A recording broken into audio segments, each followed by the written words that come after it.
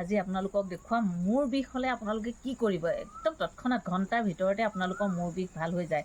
মই মানে এতিয়া প্ৰমাণ পালোঁ। মোৰ ইমান মূৰ বিষাই আছিলে, ৰাতিপুৱাৰ পৰা বিৰাটেই মূৰ বিষাই আছিলে।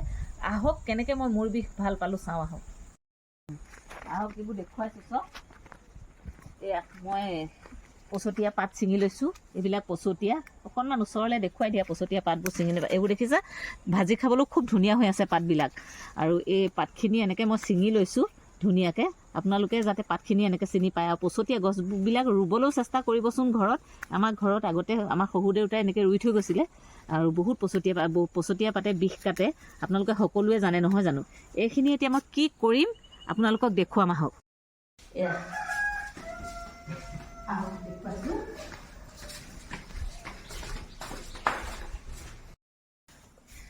এইখিনি মই কি কৰিছোঁ আপোনালোকে চাওক। এয়া দেখিছে অলপমান আগতে মই এইখিনি এনেকৈ লৈ থৈছিলোঁ গাৰুৰ ওপৰতে। কেনেকৈ লৈছিলোঁ কি কৰিছোঁ আপোনালোকক দেখুৱাম। এইখিনি মই গাৰুটোৰ তলত এনেকৈ থৈ দিওঁ আৰু এইখিনি গাৰুটোৰ ছাইডে ছাইডে এনেকৈ দি দিওঁ। দি পেলাই মই ইয়াত যদি আপুনি